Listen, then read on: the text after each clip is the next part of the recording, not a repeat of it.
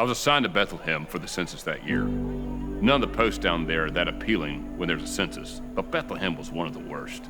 It's a small town south of Jerusalem.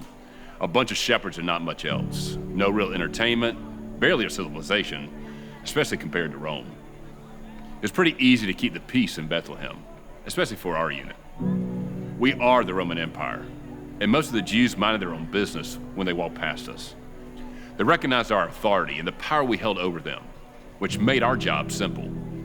Like I said, our post was nothing compared to the pleasures of Rome, but it was our duty before the emperor. That year, I remember Bethlehem was filled with enormous crowds of Jews coming to be registered.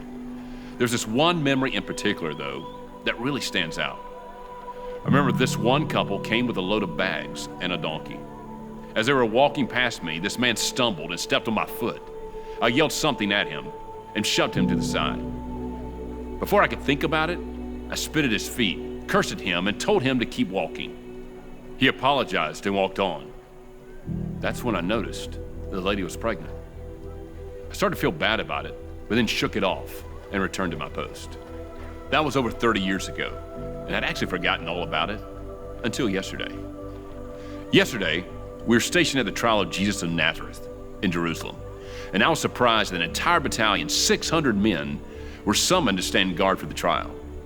It made me wonder who this Jesus was that a whole battalion of Roman soldiers had to watch him. Anyway, as Jesus was ushered in, bloodied and bruised from the flogging, several soldiers in the battalion spit at him and made fun of him.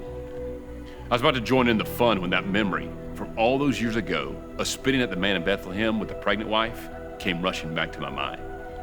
I froze and looked at the face of this man on trial. Right then, he looked back at me, and in his eyes, I saw something beautiful. I saw something I could never have understood or believed. It looked like he knew me. It looked like he knew me and loved me. I couldn't believe it. Couldn't even begin to take it in. I mean, this Jesus was a Jewish prophet. He was a teacher with a large following. Surely he knew the lives that Roman soldiers lived. Surely he knew the kind of things I indulged in. Perfectly legal for Roman citizens, but not exactly in keeping with their law, you know. If he was a Jewish rabbi, how could he love a Roman, especially a Roman soldier preparing to execute him? But he did. Somehow, he did. There are many things I don't know, but I am certain of this. Jesus of Nazareth, he loved me.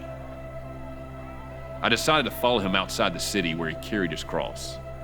Just like all those years ago in Bethlehem, the streets were filled with crowds of people, most of them mocking him and yelling at him, spitting at him. But at this point, I was curious. I wanted to see what this quiet man condemned to crucifixion would do in his final hours. Maybe it was all a ruse. Maybe he would recant all those things he said that were getting him killed. Maybe he'd give up and beg for mercy. But you know what? He didn't. I watched him hang there on the cross, dying between two other criminals. I heard him say he forgave all of us for doing this to him. I heard him cry out to heaven, and I watched him die. What's more, I felt the entire earth shake and turn dark when he died. I looked up at his limp body, nailed to his cross, and still I saw the face of one who knew me more than I had ever been known before. He knew who I was, all I had done, and still he loved me. Surely this man was the Son of God.